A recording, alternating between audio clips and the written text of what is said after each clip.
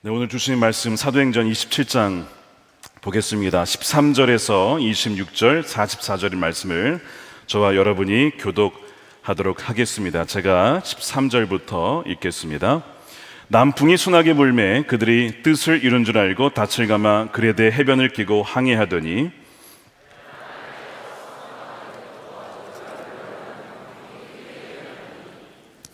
배가 밀려 바람을 맞추어 갈 수 없어 가는 대로 두고 쫓겨가다가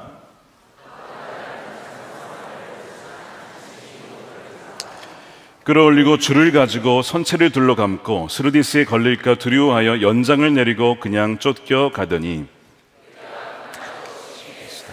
같은 새강들이 짐을 바다에 풀어버리고 사흘째 되는 날에 배의 기구를 그들의 손으로 내버리니라. 여러 날 동안 해도 별도 보이지 아니하고 큰 풍랑이 그대로 있음에 구원의 여망마저 없어졌더라.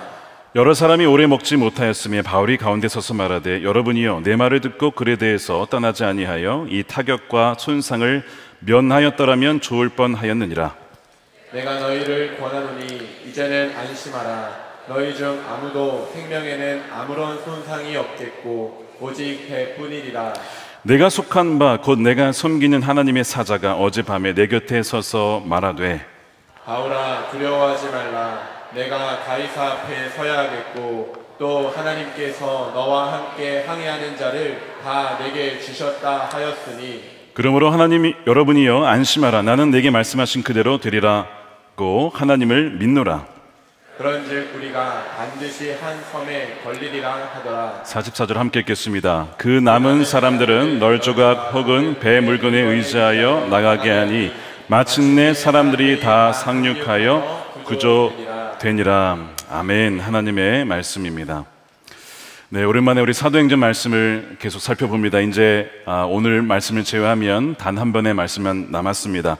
사도행전 세상으로 보냄받은 성령 공동체 37번째입니다. 하나님이 당신을 풍랑 속에 두신 이유라는 제목의 말씀을 나누겠습니다. 여러분, 우리의 인생을 비유할 때 이렇게 비유할 수가 있습니다. 마치 우리의 인생을 항해하는 것 같다. 항해하는 것 같다. 그런데 그 항해라고 하는 것이 언제나 좋은 것만은 아닙니다. 왜냐하면 예상치 못한 풍랑을 맞이할 때가 있기 때문입니다. 1914년입니다. 영국의 탐험가였죠. 어니스트 세클턴이 세계 최초로 남극을 탐험하겠다고 대륙을 횡단하겠다는 위대한 꿈을 품고 인듀어런스라고 하는 인내라는 의미죠. 그 이름의 배를 타고 남쪽으로 향했습니다. 모든 준비는 완벽했고 선원들의 사기는 하늘을 찔렀습니다. 마치 오늘 본문에서 보면 배가 남풍을 맞은 것처럼 모든 것이 순조로웠죠. 마침내 남극에 거의 다다랐을 때 그런데 예상치 못한 유빙을 만나게 됩니다. 그리고 그들의 배를 덮치게 되었죠. 인듀어런스는 거대한 얼음 사이에 갇히게 됩니다. 옴싹달싹하지 못하게 되었고 결국에는 이 얼음의 압력을 이기지 못하고 배는 산산조각나 버리고 맙니다. 이 남극 횡단이라고 하는 이 원대한 꿈이 모든 계획과 준비가 한순간에 무너져 내렸던 것입니다. 어쩌면 오늘 이 자리에 자신의 인생이라고 하는 이 인듀어런스 호에 타서 항해를 하다가 그러나 그것이 난파가 되어서 그렇게 어려운 상황을 맞이한 분들이 계실지도 모르겠습니다. 사업을 위하여서, 가정을 위하여서, 자녀를 위하여서 위대한 계획을 세웠지만 유빙을 만나는 겁니다. 풍랑을 만나는 거예요. 예상치 못한 질병, 사고, 또한 사람의 배신이라고 하는 이런 풍랑을 만나게 되어서 그 모든 계획이 산산조각 나는 것이죠. 그때 세상에서 가장 춥고 외로운 얼음 위에서 묻기를 하나님 왜 저입니까? 하나님 왜 이때입니까? 라고 묻는 분들이 계실 것입니다. 그렇기 때문에 이 세클턴의 이야기가 단지 그때만의 이야기가 아니라 바로 오늘 우리의 이야기일 수 있다는 것입니다. 그런데 오늘 우리가 말씀을 보면서 우리의 인생은 그렇게 우리의 뜻대로 되지는 않지만 또한 우리의 평온함이 깨어질 때가 있지만 그러나 하나님께서 그 풍랑 속에서 어떻게 우리와 함께 하시며 그 항해를 이어가시는지를 오늘 말씀을 통해서 함께 살펴보았으면 좋겠습니다. 오늘 본문에 보면 사도 바울이 배를 타고 항해를 하고 있습니다. 그가 자유로운 선교 여행을 하는 것이 아니라 그는 아시다시피 죄인의 신분으로 로마를 향해 가고 있었습니다. 동족에게 고발을 당했습니다. 복음을 전하다가 억울하게 갇혀서 2년간 감옥살이 끝에 로마 시민의 권리를 주장하여 내가 로마 황제 앞에 내가 재판을 받고 싶다, 그렇게 상소하여 그 로마로 향하는 것이죠.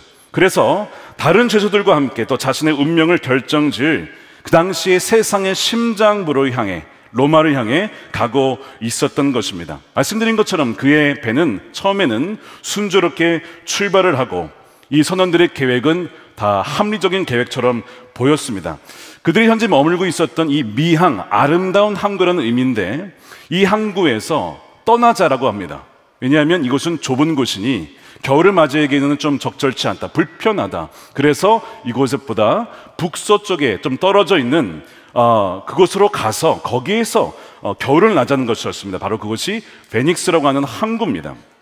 자, 그들의 계획을 지지하듯이 마침 이 북서쪽으로 올라가야 되는데 남풍이 불어오니까 맞다, 우리의 계획이 맞구나. 그래서 순조롭게 시작이 되는 것처럼 보였어요. 자, 그런데 그렇게 항해를 하다가 이 모든 계획을 산상조각 내는 광풍을 만나게 됩니다. 그것이 14절이죠.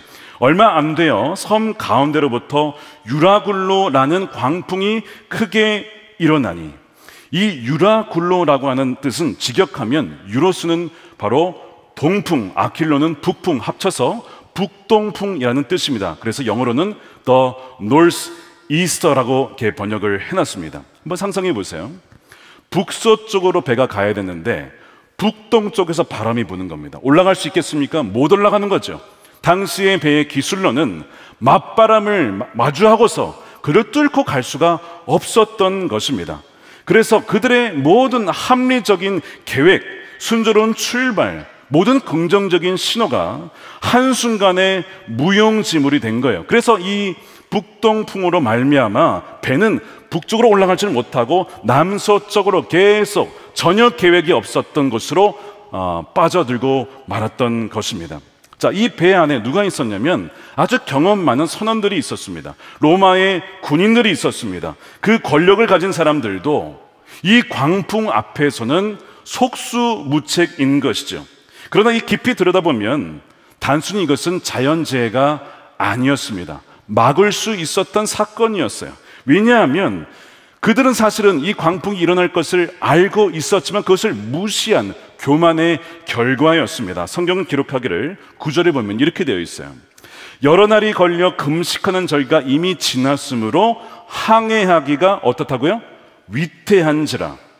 그래서 바울이 권하기를 지금 우리가 이 시기에 항해를 하는 것은 위험하니까 여기에 머물자라고 얘기를 해요. 바울 같은 육지 사람도 알 정도로 11월 초에서 이듬해 봄까지 이 겨울 기간에 항해를 한다는 것은 너무나 위험한 모험인 것입니다. 상식 밖의 위험한 일이었어요. 자, 그런데 그들은 어떤 결정을 내리냐면 아까 말씀드린 것처럼 이 미항이라는 작은 항구가 우리가 보내기엔 너무 작고 불편하니까 베닉스까지 가자.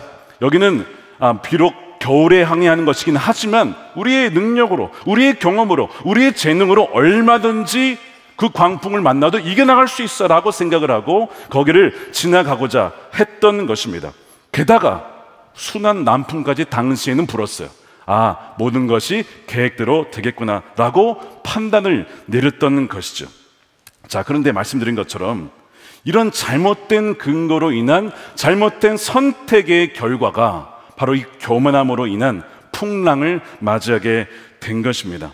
자, 바울은 말씀드린 것처럼 하나님의 사람으로서 경고를 했어요. 지금 움직이면 안 된다라고. 그것이 10절입니다. 말하되 여러분이요, 내가 보니까 이번 항해가 화물과 배만 아니라 우리 생명에도 타격과 많은 손해를 끼치리라 하되, 이런 얘기를 했죠.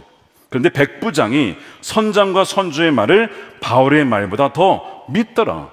여러분, 당연한 것입니다. 여러분, 바울이 무슨 선장입니까? 뱃사람입니까? 아니죠. 그냥 육지 사람이에요. 그러니까 이 백부장의 입장에서는 당연히 뱃사람의 말을 더 믿기 마련이죠. 세상의 지혜를 대표하는 이 백부장의 선택은 하나님의 계시를 받은 바울을 무시하고 결국에는 자신들의 전문성, 자신들의 경험, 자신들의 재능을 더 우선시하는 결과 이 유라굴로 광풍을 맞이하여 모두가 죽게 되어지는 위험에 처해지게 된 것입니다. 자, 그런데 여기서 우리가 물어야 될 질문이 하나 있습니다. 세상 사람들의 잘못된 선택으로 말미암아 시작된 폭풍이라고 한다면 왜 의로운 하나님의 사람인 바울도 이런 풍랑 속에 갇혀야 하느냐는 것이죠. 하나님은 왜 이 신실한 종을 부당하고 이해할 수 없는 고난의 풍랑 속으로 그대로 두셨느냐 하는 것입니다. 믿지 않는 사람들의 잘못되고 교만한 선택의 결과를 왜 믿는 사람들이 당해야 하느냐라고 하는 부분입니다. 게다가 주님께서 이 바울에게 말씀하셨죠. 내가 로마에서도 증언을 해야 된다라는 약속을 주셨다면, 그래서 순종했다면, 아니 그 길을 좀 평탄케 해 주시지, 풍랑을 좀 거두어 주시지, 왜 이 소망이 끊어진 바다 한가운데로 바울을 인도하셨을까 하는 부분입니다. 자, 오늘 이 본문에 말씀을 읽다 보면 이것이 우리에게도 던지는 질문인 것입니다.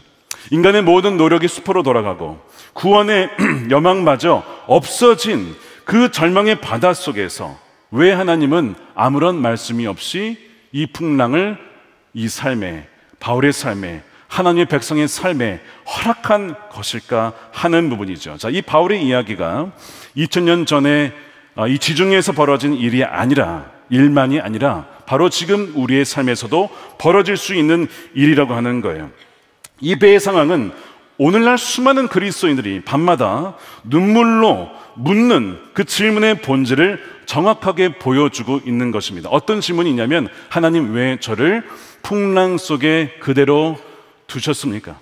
왜 풍랑 속에 저를 그대로 두고 계십니까? 라는 질문입니다. 말씀드린 것처럼 바울이 초래한 풍랑이 아닙니다. 바울은 오히려 이 풍랑을 피해가자라고 그는 알고 있었어요. 피해갈 수 있었습니다. 그 지혜의 말을 전했습니다. 그런데 권력을 가진 결정권자들이 잘못된 결정과 선택을 내림으로써 바울도 그 풍랑을 그대로 당하게 된 것이죠. 끔찍한 풍랑의 한복판으로 그도 빨려 들어가게 된 것입니다. 아마 여러분들 중에도 이러한 비슷한 형편에 처한 분들이 계시리라 생각합니다. 어떤 분이 참 예수님을 잘 믿는 집사님이 계셨어요. 여자 집사님이 정말 가정을 위하여서, 자녀들을 위해서 날마다 기도를 하는 분이셨습니다. 그런데 남편이 믿지 않는 분인데 한번 잘 살아보겠다라고 잘못된 투자를 결정을 하고 결국에는 많은 재산을 잃게 됩니다. 아내는 몰랐어요. 아내 모르게 저지른 일입니다. 자, 그런데 그 피는 고스란히 누가 당합니까? 아내도 고스란히 져야 되는 거예요. 그래서 아내가 기도하기를, 하나님, 제가 그토록 남편을 위해서, 가정을 위해서 기도했는데 왜 저희에게 이런 어려움을, 풍랑을 주십니까? 라고 묻는 것입니다. 거기에 대해서 여러분 응답을 들어보셨습니까? 여러분들이 그런 풍랑 속에 계시다면 하나님이 뭐라고 말씀하시는지 들어보셨냐고요. 어떤 청년은요, 참 신실한 청년이에요.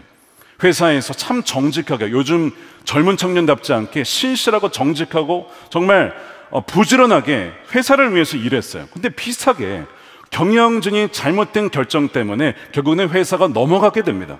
구조조정을 하게 돼요. 그러니까 그 청년이 그 직장에서 해고가 되는 겁니다. 그 청년의 입장에서는 내가 회사를 위해서도 기도하고 내가 정말 하나님 말씀을 믿는다고 신실하게 살아왔는데 왜 내가 해고를 당해야 하는가가 이해가 되지 않는 겁니다. 여러분, 우리의 삶이라고 하는 것이요, 이렇게 서로 다 연결되어 있어요. 우리가 같은 배에 타고 있다는 것입니다. 우리의 가정과 직장과 사회와 국가라고 하는 공동의 배에 우리는 다 타고 있어요. 1997년 IMF가 터졌을 때에 여러분들이 잘못하셨습니까?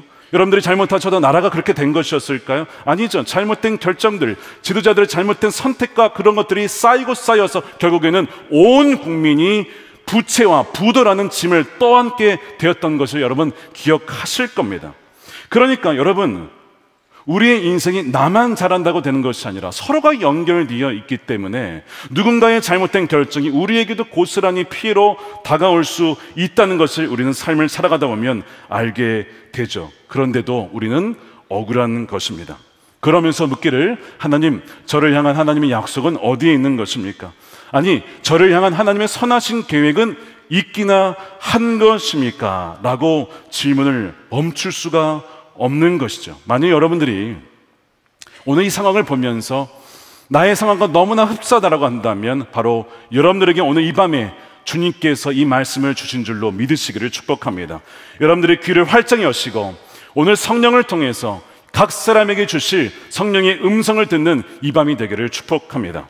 자, 모든 희망이 사라진 바로 그 순간에 풍랑으로 심히 애쓰다가 사흘째 되는 날에는요, 배의 기구를 다 버리게 됩니다. 여러 날이 지나도 별도 보이지 않고 풍랑이 그대로 계속 부는 거예요. 오늘 말씀에 보면 구원의 소망마저 사라졌다라고 얘기를 해요. 아, 이제는 우리가 다 죽는구나. 절망에 빠져 있어요. 근데 그때 한 사람이 배에서 일어서게 됩니다. 자, 21절이죠. 여러 사람이 오래 먹지 못하였음에 바울이 가운데 서서 말하되, 여러분이요, 내 말을 듣고 그레데에서 떠나지 아니하여 이 타격과 손상을 면하였다라면 좋을 뻔하였느니라. 제가 말하지 않았습니까? 우리가 그곳을 떠나지 말았어야 했습니다 라고 얘기를 해요. 바울은 배의 주인이 아니었습니다. 뱃사람도 아니었습니다. 바닷사람도 아니었습니다. 선원도 아니었고 군인도 아니었어요. 그는 쇠사슬에 묶인 죄인이었습니다. 그런데 그 누구보다도 가장 평안하게 자유롭게 그 풍랑 속에서 일어서서 말씀을 하고 있는 자유로운 영혼이었습니다. 무엇이 그로 하여금 이 풍랑 속에서 파도 위에서 일어서게 만들었을까? 그가 다른 사람보다 더 용감해서일까요? 그가 다른 사람들보다 이 배의 풍랑의 그 상황을 다 더 잘 알아서일까요? 여러분, 그렇지가 않습니다. 바울도 똑같은 사람이었어요. 그런데 이렇게 그 풍랑 중에서도 담대하게 말할 수 있고 평온을 유지할 수 있었던 비결이 있었습니다. 그 풍랑 중에서 바울이 바닷속에 영적인 닻을 3가지를 이미 내리고 있었습니다. 그래서 풍랑 중에도 그의 영혼은 흔들리지 않을 수가 있었던 겁니다. 자, 그 닻이 무엇인지 궁금하십니까? 여러분들이 풍랑 속에 들어가 계실 때 여러분들도 이 닻을 내린다면 그 어떤 풍랑 속에서도 평안을 누리게 될 줄로 믿습니다. 그 풍랑 속에 내려진 닻이 무엇인가? 첫 번째 닻은 섭리의 닻입니다. 이 폭풍은 하나님의 계획 속에 있다라고 믿는 섭리의 닻입니다. 자, 따라하겠습니다. 섭리의 닻. 바울이 바로 하나님께서 이 폭풍도 주관하고 계신다라고 하는 하나님의 섭리를 믿고 그 닻을 내리고 있었던 것이죠. 비록 사람들의 어리석은 선택으로 맞이하게 된 이 풍랑일지라 할지라도 하나님의 통제에서 결코 벗어날 수 있는 일은 없다라고 하는 것이죠. 하나님은 뭐라고 바울에게 말씀하셨죠? 너가 로마에 가서도 나를 증언하여야 하리라 라고 약속해 주셨어요. 바울에게 이 약속은 폭풍보다 더 현실적이었고 훨씬 더 실제적이었습니다. 지금 눈에 보이는 풍랑보다 이 하나님의 말씀이 더 실제였고 그의 마음속에 새겨졌던 것이죠. 그래서 하나님의 말씀은 분명하기 때문에 이 폭풍마저도 하나님의 손 안에 있다라고 하는 하나님의 주권을 믿는 섭리를 그가 굳건히 믿고 그것을 닻으로 내렸다는 것입니다. 그래서 이 풍랑도 나를 막을 수가 없다라고 믿으며 담대하게 일어설 수가 있었던 것입니다. 여러분, 우리가 하나님의 말씀을 묵상을 해야 되는 이유가 바로 여기에 있습니다. 가끔 말씀 묵상에 대해서 물으시는 분들이 있어요. 목사님, 어떻게 말씀 묵상을 자주 매일 하실 수가 있습니까? 그 비결이 뭔가라고 질문을 하시는 거예요. 여러분, 말씀 묵상을 할 수 있는 비결이 뭔지 아십니까? 제가 아주 간단한 답을 드릴 텐데 절대 아마 잊어버리지 않을 겁니다. 대답은요, 답은 믿음입니다. 믿음. 어떤 믿음이냐? 이런 겁니다.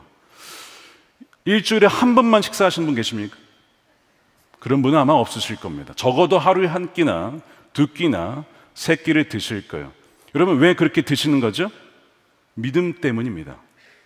내가 이 음식을 먹지 않으면 내 몸이 약해질 것이고 건강을 잃을 것이다 라고 하는 믿음, 이 음식을 먹으면 내가 건강해질 것이고 내가 힘을 낼 수 있다는 믿음 때문에 밥을 먹는 거예요. 만일 이 음식이 내 건강을 파괴시킬 것이라면 먹지 않겠죠. 여러분, 밥을 먹는 것도 그런 믿음이 있으니까 먹는 거예요. 마찬가지로 우리가 말씀 묵상을 하는 것은 무엇이냐면 이 믿음이죠. 오늘 아침에 이 새벽에 하나님께서 나에게 말씀하시리라는 믿음입니다. 그 믿음이 있으면 말씀을 펴는 거예요. 주님, 저에게 오늘 주실 말씀을 들려주십시오. 제가 듣겠습니다. 말씀해 주십시오. 그 믿음이 있으면요, 성경을 펴게 되어 있고 말씀 함께를 펴게 되어 있는 거예요. 그러나 그 믿음이 없다면, 하나님이 말씀하시고 내게 오늘 주신 말씀이 있다라는 믿음이 없다면 여러분, 말씀 묵상 할 수가 없는 것이죠. 그러니까 말씀 묵상을 어떻게 매일 하느냐? 여러분, 그것은 믿음에 달려있는 것입니다. 오늘 예레미야 말씀 함께 본문이죠. 37장에 예레미야가 감옥에 갇히는 그런 어려운 상황 중에도, 시련 중에도 하나님의 말씀만을 전합니다. 바벨론이 쳐들어왔다가 도망가는 것 같아 보이니까 바벨론이 물러가나 보다. 뭐라고 얘기합니까? 예레미야가 아닙니다. 하나님의 약속은 분명해서 바벨론이 다시 쳐들어올 것입니다. 자기에게 불리한 상황이 되어도, 시련이 다가와도 하나님 말씀이 그 시련보다 더 분명하니까 예레미야는 그 말씀을 선택하고 전하는 거예요. 그 말씀을 읽으면서 아무리 상황이 어려워 보여도 하나님 말씀이 신실하기 때문에, 그 말씀만이 완전하기 때문에, 그 말씀만이 옳으시기 때문에 내가 그 말씀에 내 인생을 걸겠다. 이게 예레미야 오늘 말씀이에요. 자, 그 말씀을 통해서 우리에게 주시는 거예요. 너는 상황을 따라 판단할 것이냐, 아니면 너에게 주는 내 말씀으로, 하나님 말씀에 근거하여 너의 인생을 세울 것이냐. 여러분들에게 선택이 달려있는 거예요. 사랑하는 여러분, 하나님의 말씀을 아침마다 새벽마다 귀 기울여 듣고 순종한 여러분 되시길 축복합니다. 주님 뭐라고 하셨습니까? 나는 생명의 떡이라고, 그 떡을 먹지 아니하면 영원히 줄일 것이다. 그러나 이 떡을 먹는 자마다 영원히 줄이지 아니할 것이라. 여러분, 이 말씀을 먹으면요, 생명이 살아나는 것입니다. 그 영혼이 살아나는 거예요. 강해지는 거예요. 믿음으로 말미암아 세워지게 되는 것입니다. 내 영혼이 왜 약해졌는가? 이유는 분명합니다. 생명의 떡을 먹지 않은 것입니다. 주의 음성을 듣지 못했기 때문이에요. 풍랑이 문제가 아니라 그 풍랑 속에서 함께 하시며 내게 말씀하시는 주의 살아계신 음성을 듣지 못했기 때문에 우리의 영혼이 풍랑 속에서 이리저리 휘둘리고 또한 왔다 갔다 내 믿음이 흔들리게 되는 것입니다. 바울이 무슨 얘기를 들었습니까? 풍랑 속에서. 이미 그 전에 너가 로마에 가서도 증언할 거야. 그 말씀이 너무나 분명하게 다치로 나와 있었기 때문에 풍랑 속에서도 담대하게, 누구보다도 용기 있게 두려워하지 말라라고 선원들을 안심시킬 수가 있었던 거예요. 여러분들에게 이러한 믿음과 용기가 있게 되기를 축복합니다. 유라굴로 강풍은 결코 하나님의 계획을 망가뜨릴 수가 없었습니다. 오히려 하나님은 그 풍랑을 통하여, 또 그 풍랑을 통과하여 하나님의 계획을 선하게 이루어가고 계셨던 거예요. 나중에 파선, 감금, 이 최악의 상황을 통하여, 말씀드린 것처럼 최악의 상황을 통하여 최선의 유산을 주셨죠. 최고의 유산을 남기게 하셨습니다. 그것이 무엇이냐면 나중에 우리가 보겠지만 에베소서, 빌립보서, 골로새서, 빌레몬서, 옥중서신이 바로 그러한 폭풍을 통과하여 만들어진 서신서입니다. 이 섭리의 정점은 바로 십자가죠. 바로 우리의 인간의 가장 큰 죄악과 실패를 통하여 하나님은 오히려 위대한 구원을 이루셨습니다. 그래서 저와 여러분의 실패조차도 하나님의 손에서는 구원의 재료가 될 수 있다는 것이 놀라운 섭리입니다. 바로 이 모든 것이 합력하여 선을 이루시는 로마서 8장 28절 뭐예요? 줄여서 전문용어로 롬파리팔. 롬파리팔을 통하여 하나님의 선하신 뜻을 이루어가시는 그분의 주권적인 손이 있기 때문에 풍랑 중에도 평안을 누릴 수가 있었던 것입니다. 첫 번째 닻이 뭐라고요? 바로 섭리의 닻입니다. 하나님의 손 안에 있다. 이 모든 환경도 하나님의 손 안에 있음을 선포하고 그 섭리의 닻을 내리는 여러분들 되시기를 축복합니다. 두 번째 닻이 있습니다. 따라하겠습니다. 정체성의 닻. 이 정체성의 닻은 나는 이 폭풍 중에서도 하나님의 것입니다. 나는 하나님께 속해 있습니다 라고 하는 이 정체성의 닻이 너무나 중요한 두 번째 닻입니다. 23절에 보시면 내가 속한 바 The God to whom I belong. 내가 속해 있는 그 하나님, 나는 하나님께 속해 있다는 거예요. 곧 내가 섬기는 하나님의 사자가 어젯밤에 내게 곁에 서서 말하되, 바울은요 이 풍랑 중에도 폭풍을 보는 것이 아니라 이 폭풍의 주인을 보았습니다. 내가 속한 바라는 짧은 고백은 그의 소속 존재 증명서와 같았죠. 단순한 종교적 수사가 아니라 이미 수많은 구절에서, 성경 구절에 나와 있던 것처럼 내가 누구에게 속해 있는가, 그를 분명히 보여주는 거예요. 이사야 43장에 하나님께서 야곱을 향하신 하나님의 뜻을 이렇게 말씀하셨죠. 야곱아, 너를 창조하신 여호와께서 지금 말씀하시느니라. 이스라엘아, 너를 지으신 이가 말씀하니라. 너는 두려워하지 말아라. 내가 너를 구속하였고 내가 너를 지명하여 불렀나니. 우리가 주님을 선택한 게 아니라고요. 주님이 여러분들을 택하셨습니다. 너는 누구 것이라고요? 내 것이라. 너는 내 것이라. 내가 물 가운데 지나갈 때에 내가 너와 함께 할 것이라. 너가 강을 건널 때에 물이 너를 침몰하지 못할 것이고 내가 불 가운데 지날 때도 타지 아니할 것이요 불꽃이 너를 사르지도 못하리니. 바울은 말 그대로 물 가운데 풍랑 속으로 지나가고 있었습니다. 그런데 그는 분명히 정체성을 닻을 내리고 있었어요.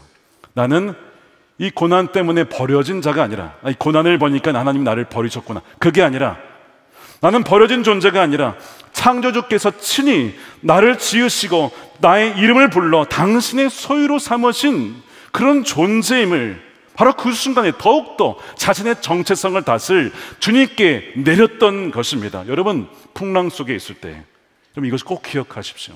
나는 누구에게 속해 있는가? 나는 누구의 것인가? 누가 내 인생을 주관하는가? 라고 하는 부분, 제가 지금도 잊을 수 없는 장면이 있어요. 미국의 교회에서 사역할 때 병원 신방을 갔는데 거의 80세 넘으신 할머님이, 우리로 보면 권사님이시죠. 그 암 말기에 걸려서 이제 돌아가실 바로 그 직전이었습니다. 그래서 그분에게 말씀을 전하고 기도해 드리러 갔는데 그분이 너무나 당당하게 이렇게 고백을 하는 거예요. 하나님이 제 인생을 주관하고 계십니다. 저는 사나 죽으나 주님의 것입니다. 제가 얼마나 은혜를 받았는지 그때 그 장면도 잊을 수가 없어요. 바로 그 병상에서, 그 죽음의 풍랑 속에서 내 삶을 주관하신 분은 주님이시니, 살게 하시면 살 것이고 데려가시면 그것도 주님의 주권이시니 나는 사나 죽으나 주님의 것입니다. 얼마나 담대한 고백인지 몰라요. 저는 그것을 잊을 수가 없는 거예요. 지금 사도 바울의 고백이 바로 그것입니다. 내가 속해 있는 바 주님이 내 인생을 주관하고 계시고 나는 주의 사랑받는 자녀이니, 이 흔들리지 않는 사랑으로 그가 그 닻을 분명히 내리고 있었기 때문에 풍랑 중에서도 그것을 지나갈 수가 있었던 것입니다. 나중에 바울의 삶에 수많은 풍파와 풍랑이 있었죠. 그 경험을 모으고 모아서 그가 이렇게 위대한 선포를 합니다. 로마서 8장 35절이죠. 누가 우리를 그리스도의 사랑에서 끊으리요? 환난이나 곤고나 박해나 기근이나 적신이나 위험이나 칼이랴. 그러나 이 모든 일이 우리를 사랑하시는 이로 말미암아 우리가 넉넉히 이기느니라. 삶의 환난과 고난과 칼에 위협이 온다 할지라도 하나님이 나를 버리셨다는 증거가 아니라, 설령 내 목숨이 여기서 끝난다 할지라도 나를 향하신 하나님의 사랑은 그 어떤 것도 끊을 수가 없다는 것을 사도 바울은 그의 온 인생을 통해서, 그의 삶을 통해서, 심지어 죽음을 통해서도 그는 증언을 한 것입니다. 폭풍은 우리와 하나님 사이를 갈라놓는 장애물이 아니라 그 어떤 신호도 끊을 수 없는 하나님의 사랑을 증명하는 무대가 된다는 거예요. 자, 그래서 사도 바울이 23절에서 하나님의 사자가 어젯밤에 내 곁에 서서 말씀하셨습니다. 자, 그 풍랑 중에 하나님의 사자가 와서 사도 바울에게 말씀해 주셨다는 거예요. 그것을 증언하는 거예요. 나를 홀로 버려두지 않냐고. 심지어 이 바울과 함께한 이 모든 백성을 하나님께서 붙여주셨으니까 이 모든 사람들이 살 것이라고 하는 말씀을 전해주신 거예요. 그러니까 이 사도 바울의 입장에서는 풍랑이 더 실제입니까? 하나님의 약속의 말씀이 실제입니까? 이게 더 실제였기 때문에 그 약속의 말씀을 근거로 해서 이 선원들에게 말씀하고 있는 거예요. 그의 평안이 사람들에게 흘러넘치게 됩니다. 그의 평강이 두려운 사람들에게 흘러가게 돼요. 여러분, 두려움도 전염되지만 하나님의 평강도 흘러가게 되는 거예요. 두려운 사람 속에 여러분들이 평강의 사람이 되시길 축복합니다. 흔들리지 아니하는 정체성을 다스려 내려서 하나님이 우리와 함께 하십니다. 임마누엘 함께 하십니다. 그 평강의 복을 흘려보내는 여러분들이 되시기를 축복합니다. 그래서 여러분을 그 풍랑 속에 두신 거예요. 왜요? 여러분을 통하여 두려워하는 백성들에게 하나님의 살아계심과 하나님 평강이 임할 수 있도록, 하나님의 평강이 전염되도록, 좋은 바이러스가 흘러갈 수 있도록 여러분을 바로 그 장소에 여러분을 콕 집어서 그 풍랑 속에 두신 이유가 바로 그것입니다. 우리는 그런 선교적 사명을 가진 사람들인 거예요. 자, 두 번째가 바로 이 정체성의 믿음입니다. 마지막 세 번째 세 번째 닻이 무엇이냐? 따라하겠습니다. 사명의 닻. 사명의 닷. 이것은 하나님은 나를 통해 하실 일이 있다라고 믿는 믿음입니다. 이 세 번째 사명의 닷은 이 첫 번째 섭리의 닷과 또한 두 번째 정체성의 닷을 연결시키는 가장 실제적인 닷이죠. 자, 천사를 통해서 바울이 음성을 들어요. 자, 24절 보십시오. 23절에 내가 섬기는 하나님의 사자가 어젯밤에 내 곁에 서서 말하되 바울아 두려워하지 말라. 내가 가이사 앞에 서야 하겠고 로마 황제 앞에 서게 될 것이고 또 하나님께서 너와 함께 항해하는 자를 다 너에게 주셨다 하였으니. 자, 바울은 하나님께 속해 있어요. 그런데 이 사람들은 또 바울에게 속해 있대요. 다 그러면 바울로 말미암아 이 모든 사람들이 누구에게 속해 있다는 거예요? 하나님께 속해 있다는 거예요. 놀라운 비결이죠. 바로 여러분들로 말미암아 여러분의 가정에 있는 사람들, 배우자와 자녀와 여러분들 친척과 가족들이 여러분이 주께 속해 있을 때 그들도 여러분으로 말미암아 주께 속해 있는 줄로 믿습니다. 사도 바울은 가이사에 서야 된다는 이 말씀을 들었어요. 그래서 내가 여기서 죽는 것이 아니라 하나님께서 나를 통해 행하실 남은 사명이 있구나 하는 것을 분명히 더 확신하게 되는 거예요. 하나님께서는 당신의 뜻을 우리를 통하여서 이루시기 전까지는 여러분들을 데려가지 않으십니다. 사도 바울이 그것을 믿은 거예요. 그래서 이 풍랑은 바울을 죽일 수가 없었음을 그는 확신했어요. 왜요? 그의 사명이 아직 끝나지 않았기 때문입니다. 이 사명의 닻은 바울에게 절망 속에서 살아야 될 분명한 이유와 목적을 부여한 것입니다. 여러분, 예수님도 바로 이 아버지의 사명을 이루기 위해 기꺼이 고난의 풍랑 속으로 오셨지요. 하늘의 보좌를 버리시고 하나님과 동등함을 당연히 여기지 아니하시고 우리를 살리기 위하여 풍랑 속으로 들어오신 것입니다. 그렇기 때문에 그분이 우리의 항해의 영원한 선장이 되어 주셨기 때문에 우리는 어떤 풍랑 속에서도 하나님께서 우리를 통하여 이루실 일이 있음을 믿고 풍랑을 뚫고 나아갈 수가 있다는 것입니다. 여러분, 이것이 굉장히 중요한 거예요. 가끔 비행기를 타면 터뷸런스라고 해서 막 흔들릴 때가 있죠. 그때 여러분 두려워요. 이게 여러분을 타도 이게 정말 심하게 되면 이런 생각을 하게 돼요. 비행기가 추락하려나? 그런데 그때마다 재미있는 생각을 합니다. 하나님, 저에게 남겨진 사명이 있죠. 안 죽을 줄로 믿습니다. 어떤 분은 이런 얘기를 해요. 목사님이 계시니까 우리 다 안 죽을 거야. 이런 얘기를 하세요.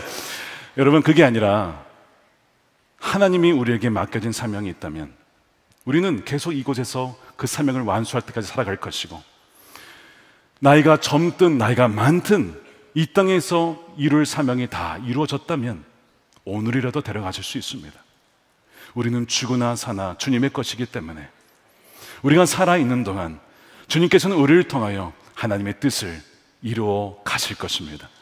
이 믿음, 바로 이 사명의 닻을 내리게 되면요, 비행기가 흔들려도, 바다의 풍랑이 일어도, 우리 삶에 어떠한 유라골라 광풍이 불어 일어도 주님 우리를 통해, 나를 통해 이루실 뜻이 있는 줄로 믿사오니 주께서 이 위험도 뚫고 지나가게 할 줄로 믿습니다. 그 믿음이 여러분들에게 부어지게 되기를 축복합니다. 그렇게 믿음이 없는 이들에게 두려워하지 말라라고 손을 내밀어주는 여러분들이 되시기를 축복합니다. 그래서 여러분을 그 풍랑 속에, 그 터뷸런스 속에 여러분들을 심어 두시는 거예요. 왜요? 너무나 많은 사람들이 사명의 닻을 잃어버리고, 정체성을 닻을 잃어버리고, 섭리의 닻을 잃어버리고, 상황에 따라 이리저리 요동하며 흔들리기 때문에 여러분을 보내셔서 그 사람들을 붙잡아 주라고, 여러분들의 그 일터에, 여러분들의 그 가정에, 여러분들의 그 친구의 만남 속에 여러분들을 그곳에 두신 것입니다. 사랑하는 여러분, 이 세 개의 닻은 단지 바울의 산만을 지켜주는 수동적인 그런 닻이 아니었습니다. 이 닷들은 그의 영혼을 하나님의 반석 위에 굳게 고정시켜서 풍랑 속에서도 행동하며 순종하는 믿음의 사람으로 만들었던 거예요. 더 이상 그는 풍랑의 피해자가 아니라 하나님의 구원 계획에 쓰임받는 주인공이 된 것입니다. 자, 결론을 향해 가면서 하나님이 왜 우리를 풍랑 속에 두시는가에 대한 대답이 있습니다. 말씀드린 것처럼 하나님이 우리를 풍랑 속에 두신 것은 단지 우리 혼자 살아남으라고 두신 것이 아닙니다. 풍랑 속에 두신 이유는 말씀드린 것처럼 닻을 내리고 흔들리지 아니하는 예수 그리스도라는 반석 위에 굳게 서서 배에 함께 탄 사람들, 우리의 인생을 항의하는 주변의 사람들, 두려워하는 사람들, 절망에 빠져있는 사람들에게 손을 내밀고 평강의 메시지를 내밀어 선포하여 그들을 죽기로 인도하라고 성교적인 목적 때문에 저와 여러분을 그 풍랑 속에 두신 것입니다. 하나님께서는 세상이 자초한 이 풍랑의, 이 절망의 현장을 당신의 자녀를 통하여서 하나님만이, 예수 그리스도만이 유일한 세상의 소망이심을 증명하는 최고의 무대로 그 풍랑을 사용하신다는 것입니다. 모든 인간적인 소망이 끊어지고 유일하게 평안을 누리며 소망을 선포하는 그리스도인의 모습을 보면서, 아니 어떻게 그렇게 평안할 수 있지? 아니 어떻게 저렇게 사랑할 수가 있지? 어떻게 저렇게 희생하며 나아갈 수가 있지? 어떻게 저렇게 담대할 수가 있지? 도대체 당신 안에 있는 소망의 이유는 무엇입니까? 바로 이것이 우리를 그 풍랑 속에 두게 하셔서 두려워하는 이들로 하여금 주님이 유일한 우리의 소망의 주가 되시고 우리의 항해의 유일한 선장이 되심을 알게 하시려고 여러분들을 그곳에 심으신 것입니다. 사실 풍랑을 만났을 때 다 바울처럼 반응하는 것은 아니지요. 풍랑을 피해가고 싶고 또 나 혼자만을 살고 싶어하는 그런 분들도 있을지도 몰라요. 여러분, 요나가 그러했습니다. 풍랑을 만났을 때 그 풍랑의 원인은 요나 때문이었어요. 하나님의 말씀을 순종하지 아니하고 도망가다가 하나님께서 풍랑을 보내셔서 요나 때문에 믿지 않는 다른 사람들이 엄청난 피해를, 아니 죽을 수도 있는 위험에 처하게 된 것입니다. 그때 요나는 뭘 했습니까? 풍랑 속에서 배 밑에 들어가 잠만 잤어요. 아무런 도움이 되질 못했습니다. 그렇게 자신의 사명을 피해서 달아났기 때문이죠. 믿는 사람이 불순종 때문에 다른 사람에게 피해를 줘는 안 되는데 바로 요나가 그러했던 사람이에요. 그런데 동일한 풍랑을 만나도 전혀 다르게 반응한 사람이 오늘 본문의 바울입니다. 비록 세상의 잘못된 선택 때문에 휘말린 풍랑이긴 하지만 거기에서 주저앉지 않았습니다. 오히려 갑판 위에 담대히 서서 모두를 이끄는 진정한 리더가 되었어요. 사람들이 자기만 살겠다고 처음에 나중에 막 거룻배를 내려놓고 막 도망치려 할 때에 이들을 살려야 된다, 이들을 보내면 안 된다라고 군인들에게 얘기해가지고 이들을 다시 데려오게 됩니다. 그리고 나중에 열 나흘을 굶주려서 탈신한 사람들에게는 음식을 먹으라고 권면하면서 마치 오병이어와 기적과 같은 일이 벌어지게 되죠. 풍랑 속에서 드려지는 거룩한 만찬을 드리게 됩니다. 35절 보세요. 떡을 가져다가 모든 사람 앞에서 하나님께 축사하고 떼어 먹기를 시작하며 그들도 다 안심하고 받아 먹으니 배에 있는 우리의 수는 전부 276명이더라. 배부르게 먹고 밀을 바다에 버려 배를 가볍게 하였다. 거기서 마치 오병이어의 기적과 같은 일이 벌어지고 사람들을 먹이고 살리는 일을 감당했다는 거예요. 그의 믿음은 말에만 그치지 않고 실제적인 돌봄으로 나타났습니다. 이 바울의 영적인 실제적인 리더십을 통해 성경은 선포하기를 오늘 마지막 44절에 이렇게 되어 있죠.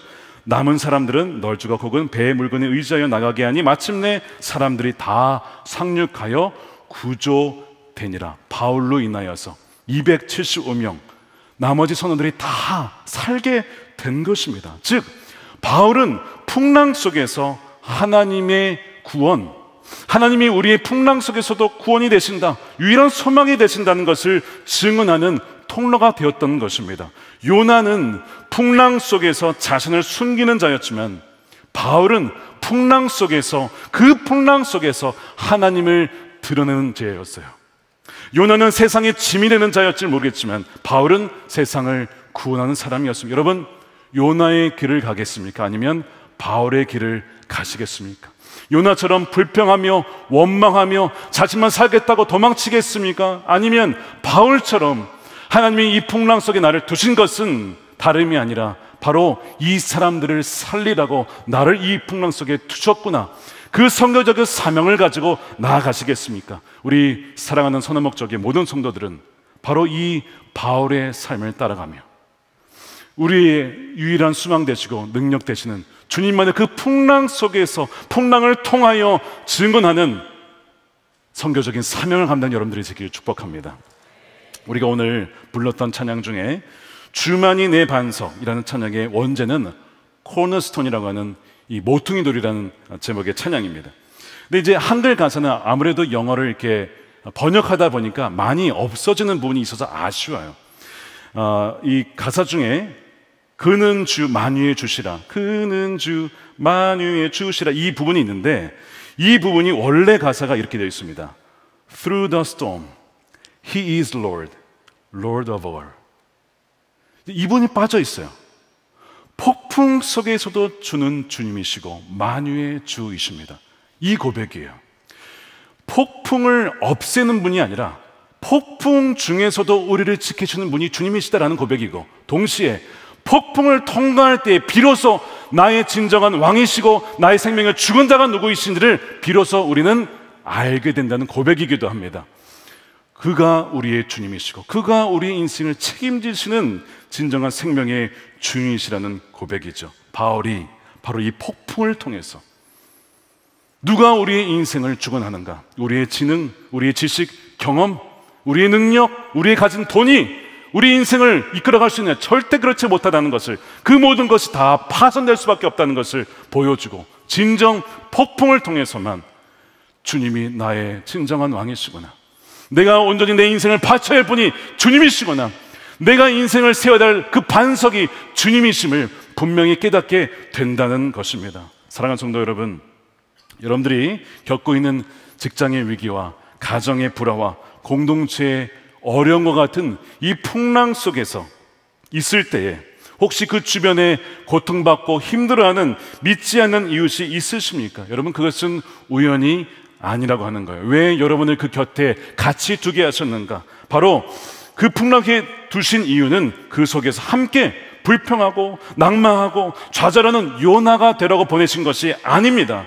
말씀드린 것처럼 하나님께서는 여러분들이 그 속에서, 풍랑 속에서 소망을 선포하고 생명을 나누는 바울의 선교적 역할을 여러분들도 삶의 자리에서 감당하라고 그 풍랑을 허락해 주신 것이죠. 이것이 풍랑의 선교적인 관점입니다. 우리 삶의 풍랑은 우리 자신만의 연단의 시간만을 위한 것이 아니라 세상에 예수 그리스도를 증언하기 위하여 우리 삶의 풍랑을 허락하시는 것입니다. 설교를 시작하며 드렸던 이 세클턴의 이야기는 어떻게 되었을까? 인듀런스 호는 침몰이 되었습니다. 남극 횡단이라는 꿈, 여러분, 불가능해졌죠. 다 산산조각이 났습니다. 그 순간 그의 사명은 바뀌었습니다. 단 한 명의 대원도 잃지 않고 모두를 살아서 집으로 돌려보내겠다는 것이 이 세클턴의 새로운 사명이 되었습니다. 아니, 어쩌면 처음부터 이것이 그의 사명이었는지도 몰라요. 그는 불가능에 가까운 도전을 시작합니다. 작은 구명보트를 타고 1300km에 달하는 세계에서 가장 거친 바다를 건너 구조를 요청하러 가게 됩니다. 마침내 구조선이 정박한 해안에 도착했을 때 이 마지막 관문이 남아 있었는데, 이 산맥 3000m가 넘어가는 산맥 맞은 건너편에 이 기지가 있었기 때문에 이 산을 넘어야 되는 거예요. 36시간을 쉬지 않고 그 눈보라치는 산을 넘어가야 되는 겁니다. 그래서 세클턴은 다 가지 않고 2명의 대원만 데리고 그 산을 넘기로 합니다. 그가 직접 쓴 탐험기인 사우스라고 하는, 원제가 사우스입니다. 남쪽으로라는 뜻이죠. 그 책에서 그 산을 넘어갔던 때를 회고하면서 이렇게 얘기를 해요. 그 길고 고된 36시간의 행군 동안 저는 종종 우리가 3명이 아니라 4명인 것 같다는 느낌을 받았습니다. It seems to me often that we were 4, not 3. 우리 분명히 3명인데 이상하게 왜 4명이라는 느낌을 받았을까? 근데 나중에 이것을 회고하면서 같이 갔던 대원에게 물었을 때 역시 그 2 대원들도 동일한 고백을 하더라는 겁니다. 그 마지막 여정에서 우리는 셋이 아니었습니다. 우리 곁에는 보이지 않는 4번째 동행자가 항상 함께 있는 것 같았습니다. 그래서 그 도움으로 그 험악한 산을 넘어서 결국에는 본부에 도착하여 구조를 요청하여 돌아오게 되죠. 그래서 배가 침몰한 지 497일, 1년도 더 넘은 거죠. 그는 얼음섬에 고립되어 있던 자신의 모든 대원에게 돌아왔고요, 단 한 명의 사망자도 없이 27명 전원을 구해냈습니다. 원래 목표는 실패했죠. 남극 횡단은 실패했습니다. 그런데 더 위대한 사명을 완수했어요. 단 한 명의 사람도 잃지 않고, 대원도 잃지 않고 사람들을 살려낸 것. 하나님께서 세클턴을 바로 그 당시에 두신 이유가 바로 거기에 있었습니다. 그를 통해 생명을 구원할 뿐만 아니라 그들과 함께한 4번째 동행자이신 주님께서 폭풍 중에서도 주님이시며 폭풍을 통해 만유의 주님이심을 지금도 기록을 통하여 온 세계 사람들에게 그는 증언하고 있기 때문입니다. 여러분, 만약 폭풍이 이런 얼음과 파도가 아니라 우리 온몸에 퍼지는 암세포라고 한다면 어떻게 해야 할까요? 만약 리더가 위대한 탐험가가 아니라 갓 예수님을 믿은 사람이라면 어떻게 해야 할까요? 다른 교회 성도님이긴 하지만 유은진 성도님의 투병기를 알게 되었습니다. 그녀는 40년간 하나님을 모르고 지냈습니다. 아니, 알고 싶지도 않았습니다. 누군가 전도하려고 하면 눈빛보다 차갑게 거부하는 그런 사람이었습니다. 언성을 높이는 사람이었어요. 그런 그녀에게 첫 번째 인생의 풍랑이 찾아오는데 설암에 걸린 겁니다. 혀에 암이 생긴 거예요. 혀에 암세포가 생겼다는 이 진단이 그의 모든 자신감을 무너뜨립니다. 너무 무섭고 두려워서 마음 편히 잠들 수가 없는 거예요. 뜬 눈으로 밤을 새우던 절망 같은 마음이 계속 진행이 됩니다. 그러다가 지푸라기라도 잡는 심정으로 교회에 발을 들였습니다. 하나님을 믿어서가 아니었어요. 너무 절망스럽기 때문에 무엇이라도 좀 해야겠다. 그래서 교회에 간 겁니다. 그런데 이상하게 신기하게도 교회에 나가기 시작한 순간부터 수많은 밤을 괴롭히던 불면이 사라지고 잠을 잘 수 있게 됐어요. 낯선 찬양 소리와 기도 소리가 들려올 때 설명할 수 없는 평안이 그녀의 마음 가운데 찾아왔습니다. 이 첫 번째 폭풍 한가운데 자신을 붙드시는 하나님을 인격적으로 만났습니다. 이것이 끝이 아니에요. 두 번째 유라굴로 광풍이 그로부터 7년 뒤에 찾아옵니다. 혈액암 4기, 자궁과 난소와 폐와 꼬리뼈, 눈까지 온몸에 암세포가 터진 것입니다. 전이가 된 거예요. 의사 선생님은 당장 입원하라고 얘기를 했고, 병원에 가면 이제 내가 살아나올 수 있을까? 없겠죠. 없을 가능성이 훨씬 더 높겠죠. 그런 위급한 상황이었어요. 말 그대로 오늘 본문의 표현대로 구원의 여망이 다 사라진 상태였습니다. 그때에 그녀의 머릿속에 채워진 것은 하나님에 대한 원망이 아니었습니다. 두려움도 아니었습니다. 이렇게 고백을 해요. 암이 재발했다는 말이 전혀 무섭지 않았습니다. 옛날 같았으면 하나님을 원망했을 텐데 마음이 평안했습니다. 언제 죽을지 모르니 그 전에 가족과 친구들에게 꼭 복음을 전해야겠다는 생각밖에 안 들었습니다. 그는 절망의 뱃속에서 그 밑에서 숨어 잠드는 요나가 되기를 거부하고 그 풍랑 속에서 주님을 증거하기로 그렇게 택하게 됩니다. 그래서 자신의 장례식을 준비해요.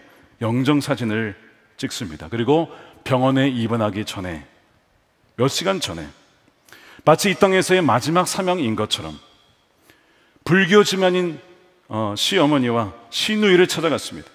딱 그녀를 본 가족들은 보자마자 눈물이 쏟아지죠. 이 아이가 죽을지도 모르니까, 며느리가 죽을지도 모르니까. 그런데 죽음을 앞둔 며느리가 복음을 전하는 거예요. 그리고 그 며느리를 통하여서 시어머니와 시누이가 예수님을 믿고 결심 기도까지 하게 됩니다. 오후에는 친구들을 만났고 지방에 있는 친구들에게는 영상 통화를 통하여 복음을 전했어요. 마치 유라굴로 광풍 속에서 담대하게 복음을 증거하는 바울의 모습과 비슷하지요. 자신의 고통보다 예수님을 믿지 않고 인생의 항해를 가는 사람들이 걱정이 되어서 그들에게 끝까지 복음을 전하지 아니하면 그들이 영원히 죽을 수밖에 없기 때문에 자신의 죽음보다 복음이 전해지지 않았던 것을 더 안타까이 여겼던 그녀의 복음이 전해지게 된 것입니다. 그래서 가장 큰 고통의 현장이 가장 강력한 선교의 현장으로 바뀐 거예요. 그 항해 끝은 어떻게 되었는가? 그녀가 병원에 있는 동안 그녀를 위해 기도하겠다는 가족들은 정말로 예수님의 이름으로 그녀를 위해서 기도하고, 남편은요 하루도 빠짐없이 말씀을 읽고 묵상하며 기도하며 아내를 위해서 기도합니다. 1차 항암이 진행이 되고 2차, 3차, 4차, 5차, 6차 항암이 진행이 되었습니다. 다시 의사 선생님을 만나러 갔어요. 의사 선생님이 모니터를 보더니 여러 장의 사진을 몇 번이고 확인을 합니다. 몇 번이고 뒤적이고 보시다가 고개를 가웃거리면서 한참의 침묵이 흐른 뒤에 믿을 수 없다라는 표정으로 분명한 목소리로 선언합니다. 이건 설명할 수가 없는데요, 온몸에 퍼져있던 암세포가 모두 사라졌습니다. 의학적으로는 기적이라고밖에 설명할 수 없습니다.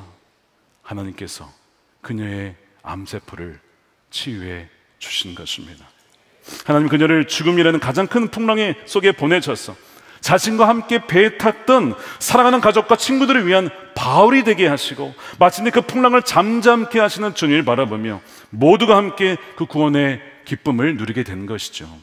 물론 모든 암투병 환자분들이 이런 결론에 다다르는 것은 아닙니다. 그런데 분명한 것은 우리가 사나 죽으나 나는 주님의 것이라고 고백할 때에 죽음을 통해서도 하나님은 가장 큰 영광을 받으실 것입니다. 내 생명보다 주님이 더 존귀하시기에, 나의 생각과 판단보다 하나님이 더 오르시기에, 그 고백을 통해서 죽음을 통해서도 하나님은 영광을 받으시는 것입니다. 사랑하는 여러분, 풍랑을 만났을 때 무엇을 해야 합니까? 원망해야 될까요? 불평해야 될까요? 요나처럼 숨어서 나 자신만을 살겠다라고 그렇게 살아야 할 거예요? 아닙니다. 바울처럼 기도하며 하나님의 말씀의 음성을 귀 기울이며 그렇게 나아갈 때에 그의 하늘에 속한 그 믿음이 이 땅에 있는 사람들에게 가장 유익이 되었어요. 그러므로 이 땅에 유라굴로 광풍이 일 때에 하늘에 소망을 둔 사람이야말로 가장 유익한 사람이 되는 겁니다. 때로는 세상이 그러죠. 믿음이 예수님을 믿으면 밥 먹여주냐, 너의 그 믿음이 세상에서 변화를 주냐, 여러분 그렇습니다.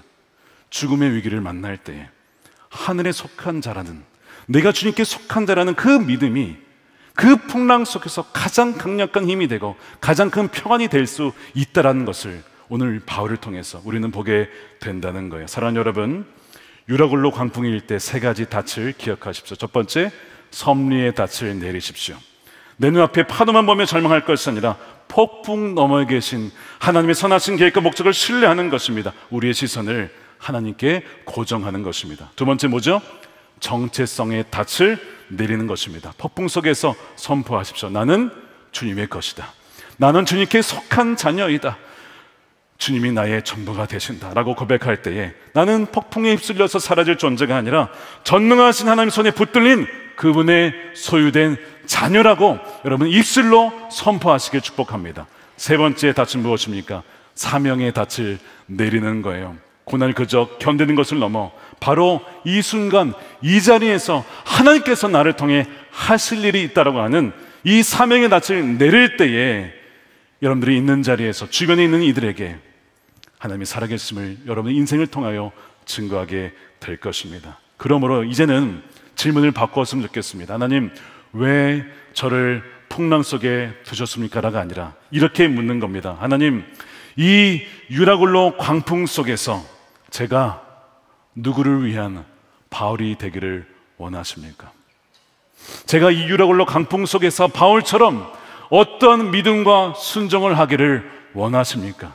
그럴 때에 내가 너를 통하여, 내가 바울을 통하여 그들을 권한 것처럼 내가 너를 통하여 나의 살아있음을 증거하게 될 것이다. 이 믿음으로 나아가는 저와 여러분들이 될 때에 정말 이 말씀 그대로, 이 말씀이 그냥 문자가 아니라 우리 삶에서 실제가 되어지는 저와 여러분들의 삶이 되시기를 주님의 이름으로 축원드립니다. 우리 함께 우리 찬양하겠습니다. 우리 코너스톤 주만의 내 반석, 우리 아까 이 고백을 기억하면서 그는 주 through the storm, 폭풍을 통하여 폭풍 속에서도 주님이 우리의 온전한 주님이심을 고백하며 우리 함께 찬양하겠습니다.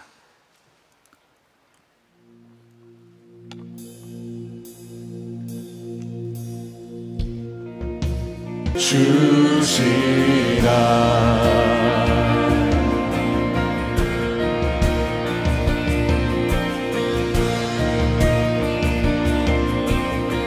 무섭게 바람 부는 밤, 무섭게 바람 부는 밤, 물결이 높이 설렐 때 우리 주 그 신 소망의 닻을 주리라. 소망의 닻을 주리라. 소망의 낯을 주리라. 소망의 닻을 주리라. 우리 손 들고 찬양합니다. 주만이 내 반석, 약한 자 강하게, 그는 주 만유의 주시라. 아멘. 그렇습니다. 주님, 주만이 내 약한 자 강하게 하십니다. 약한 자 강하게, 그는 주 만유의 주시라. 우리 산들로 찬양합시다. 바라던 천국 올라가, 바라던 천국 올라 하나님 앞에 배울 때, 하나님 앞에 배울 때 구주의 의를 힘입어, 구주의 의를 힘입어 어여시 바로 설 것입니다. 어여시 바로 설, 어여시 바로 서리라. 어여시 바로 서리라. 주만이, 주만 내 반석, 내 반석, 약한 자 강하게, 그는 주 만유의 주시라.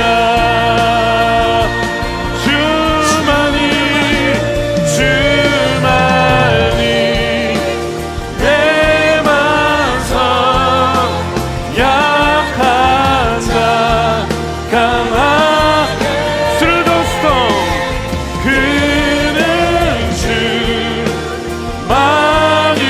우리 한 번 더 고백합니다. 주만이, 주님만이 우리의 반석 코너스톤 됐습니다. 주만이 코너스톤, 약한 자 강하게, 그는 주 만유의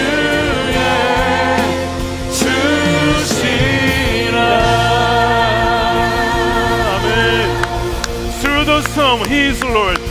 폭풍 속에서도 주님은 우리의 주님이시고 우리의 왕이 되십니다. 할렐루야. 주님 찬양합니다. 우리 함께 기도하겠습니다. 여러분, 지금 풍랑 가운데 폭풍 중에 있는 분이 계십니까? 폭풍 속에 주님 어디에 계십니까? 주님, 왜 저에게 풍랑을 주시고 왜 저를 풍랑에 그냥 두십니까? 라고 물으시는 분이 계십니까? 오늘 말씀이 바로 여러분들에게 주시는 하나님의 음성이요 메시지인 줄로 믿습니다. 우리가 풍랑 속에 있을 때에 내려야 될 닻이 있습니다. 바로 하나님께서 이 풍랑도 주관하고 계시다는 그런 섭리를 믿는 믿음입니다. 섭리의 닻을 내리십시오. 여러분들은 바로 하나님 손 안에 있고 여러분들의 인생을 주관하신 분이 여러분이 아니라 여러분의 주위에 있는 사람들이 아니라 환경이 아니라 바로 주님이십니다. 바로 우리는 그 스톰을 통하여 폭풍을 통하여 풍랑을 지나가며 주님이 진정 우리의 삶의 주관자 되심을 분명하게 고백하게 될 것입니다. 이 시간 함께 기도할 때 주님, 하나님의 주권적인 섭리를 신뢰하는 그 믿음을 우리에게 이 시간 부어 주시옵소서. 이해할 수 없는 폭풍이 닥쳤을 때에 눈앞의 파도에 절망하는 것이 아니라 그 너머에서 여전히 함께 하시고 여전히 일하시는 하나님의 선하신 계획과 목적을 신뢰하는 그 믿음을 허락하여 주시옵소서. 그리하여 모든 고난을 합력하여 선을 이루시는 주님의 섭리를 믿는 섭리의 닻을 주님께 반석 위에 굳게 내리는 우리 모두가 되게 하여 주시옵소서. 두 손 들고 주여 한번 부르시고 간절히 기도하겠습니다. 주여, 하나님 감사합니다. 폭풍 속에서도 주님은 우리의 주님 되십니다.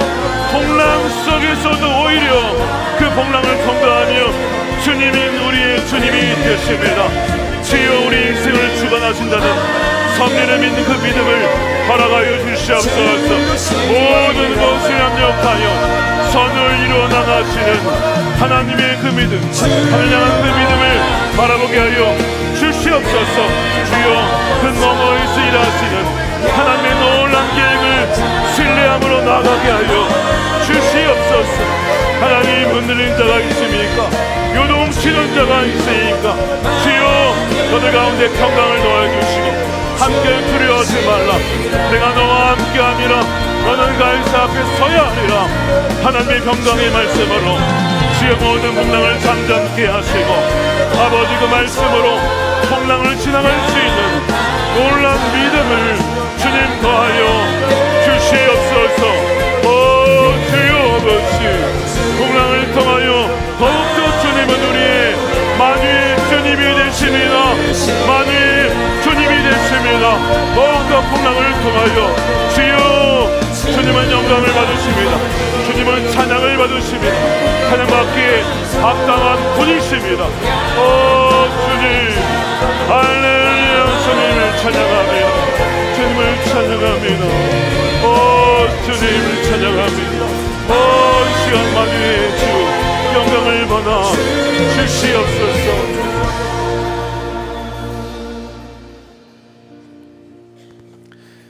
자, 여러분, 풍랑을 지나가다 보면 정체성이 흔들릴 때가 있어요.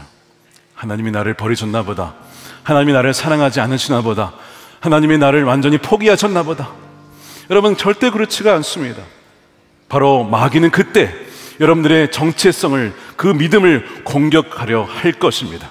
이런 거짓 속삭일 때 여러분, 그 속삭임을 막으십시오. 거절하십시오. 그때 더욱더 하나님의 말씀으로 돌아가십시오. 바울 곁에 서서 주님이 사자를 통하여 뭐라고 말씀하셨습니까? 두려워하지 말아라.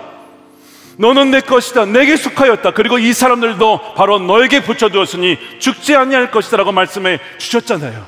마찬가지로 사도 바울이 내가 속한 바, 바로 내게 속해 있는 분, 내가 속한 분은 바로 하나님이시다. 하나님이 내 인생을 주관하신다라고 하는 정체성을 그 풍랑 속에서 더욱더 굳건히 붙잡았습니다. 이 시간 우리가 정체성의 닻을 분명히 예수님이 그 반석 위에 분명히 내려야 합니다. 여러분들 중에 자신의 정체성이 흔들린 자가 있습니까? 여러분 기억하십시오. 여러분들은 주님께서 핏값을 주고 사신, 핏값을 사신 하나님의 사랑받는 자녀임을 분명히 믿으시기를 축복합니다. 풍랑과 환경이 여러분들의 정체성을 바꿀 수가 없는 것입니다. 십자가에서 완전한 구원을 이루신 그 주님의 사랑이 어떤 환난과 기근과 핍박 속에서도 그 사랑을 끊을 수가 없음을 믿으시기를 축복합니다. 오늘 두 번째 기도할 때에 세상의 풍랑이 거셀수록 너는 내 것이라 말씀하시는 주님의 음성을 듣게 하여 주시옵시고, 우리가 전능하신 하나님의 손에 붙들린 소중한 주의 자녀임을 잊지 않게 하여 주시옵소서. 그 어떤 환난도 우리를 끊을 수 없는 그리스도 안에 사랑 안에 거하며 정체성을 닻을 내리게 하여 주시옵소서. 여러분, 주위에 정체성이 흔들리는 자녀들이 있습니까? 이 정체성의 닻을 온전히 내릴 수 있도록 그들을 위해서도 축복하며 중보하며 기도하시기를 원합니다. 이 시간 다시 한번 주여 한번 부르시고 다시 한번 간절히 기도하도록 하겠습니다. 주여, 주님, 너는 내 것이라. 내가 속한 분 바로 하나님이십니다. 주님이십니다. 주님의 내 인생을 주관하고 계십니다. 나는 주님의 것입니다. 나는 주님께 속한 자입니다.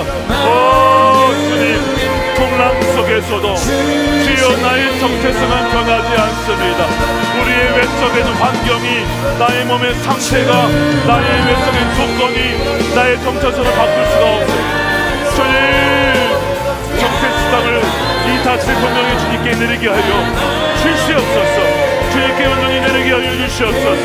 할렐루야 주님, 할렐루야 주님. 오 주여, 하나님의 정체성, 하나님의 자녀라는 뜻을 붙잡고 주여 이 풍랑을 지나가게 하소서. 하나님의 시가 불러사신 하나님의 자녀에게 주여, 할렐루야 주님을 찬양합니다. 할렐루야 주님을 찬양합니다. 할렐루야 주님을 찬양합니다. 오 주여, 받아주시옵소서. 하나님의 영광을 주여 드러내 보여주시옵소서. 사랑하는 자들 가운데에 하나님의 평강을 더하여 주시옵소서. 지혜를 더하여 주시옵소서. 오 주님, 할렐루야 주여. 우리는 사나주구나 주님의 것입니다. 사나주구나 주님의 것입니다. 사나주구나 주님만을 영광 받아 주옵소서. 무엇을 하든지 주님께만 영광이 되어지는 우리의 삶이 되게 하여 주시옵소서. 우리 오늘도 간절한 마음으로 우리 강단 위에서 기도하신 분은 올라오십시오. 삶을 살아가면 수많은 풍랑을 만날 것입니다. 그런데 더 이상 그 풍랑 속에 요동치는 자가 되지 않도록, 주님, 이제는 요동쳤던 것은 오늘로 끝입니다.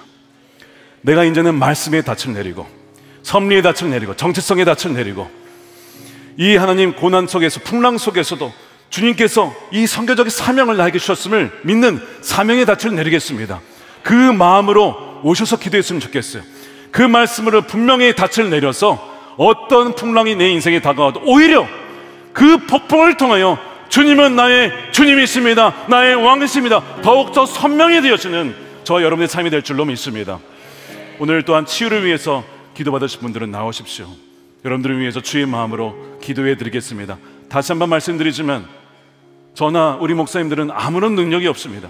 사람에게는 아무런 소망이 없습니다. 그런데 우리가 의지하는 것은 우리의 공로와 어떤 것이 아니라 바로 예수 그리스도의 보혈과 어린 양 예수 그리스도를 의지하여 기도하는 것입니다. 이 시간 주의 긍휼을 베풀어 달라고 기도하겠습니다. 여러분 나오시면 여러분들을 위해서 기도해 드리겠습니다. 세 번째 기도하겠습니다. 고난의 자리를 우리를 둔 것은, 풍랑의 자리에 우리를 둔 것은 바로 선교적인 사명 때문에 우리를 둔 것입니다. 바울 때문에 그 275명의 사람들이 하나님의 구원하심을 경험했어요. 그래서 그 풍랑 속에 바울을 두신 것입니다. 여러분들을 바로 그 풍랑 속에 두신 이유도 동일하다고 저는 분명히 믿습니다. 주님, 우리가 이 풍랑 속에서, 고통 속에서 우리의 사명을 회피하고 불평하는 요나가 아니라 제가 누구를 위한 바울이 되어야겠습니까? 라고 물으며 바로 그 상황 속에서 오히려 주님이 주님이심을 고백하며 하나님의 평강을 증거하는, 복음을 증거하는 하나님의 사명자가 되게 하여 주시옵소서. 그리하여 우리가 겪는 절망스러운 현장이 함께 고통받는 이웃에게 소망을 전하고 생명을 나누는 사명의 낯을 내리는 선교의 현장으로 바뀌게 하여 주시옵소서. 그것이 병원이든 직장이든 어느 곳에 있든지 바로 그것이 사명의 선교의 현장이 되어 구원받는 자들이 날마다 더해지는 초대교회 역사가 우리 삶 가운데, 교회 가운데 일어나게 해달라고 다시 한번 두 손 들고 우리를 사랑하시는 주님, 우리가 사랑하는 주님 간절히 부르짖으며 믿음으로 기도하도록 하겠습니다. 주여, 고난의 연장이, 풍랑의 연장이 선교의 연장으로, 구원의 연장으로 바뀌게 하시는 역전의 하나님을 찬양합니다. 모든 것을 합력하여 선을 이루시는 참 좋으신, 너무나 좋으신 아버지 하나님을 찬양합니다. 너무나 좋으신 아버지 하나님을 찬양합니다. 할렐루야 주님, 할렐루야 주님, 할렐루야 주님, 영광을 받으소서.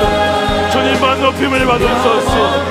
그 고난의 현장 속에서 오히려 하나님 영광의 주님을 드러나시고 우리 영원한 생명이신 예수 그리스도 천국의 소망을 바라보게 하시고 영원한 나를 바라보게 하시는 역전의 하나님을 찬양합니다. 모든 폭풍을 잠잠케 하시는 전하신 우리 주 아버지 하나님, 주님, through the system, He is the Lord, Lord of all. 모든 만유의 주님이 되십니다. 모든 것을 협력하여 가장 선한 길로, 가장 좋은 길로 인도하시는 아버지 하나님을 찬양합니다. 주님 감사합니다. 주님 감사합니다. 주님 찬양합니다. 주님 하나님 영광을 받아 주시옵소서. 하나님 영광을 받아 주시옵소서. 감사합니다. 주님, 주님 고맙습니다. 주님 포기하지 않으심에 감사합니다. 은혜를 베풀어 주심에 감사합니다. 주의 보혈을 덮어주심에 감사합니다. 주님 말씀이 닿고 섭리 닿고 정체성이 닿고 주여 이 사명이 닿을 굳건히 주님께 있는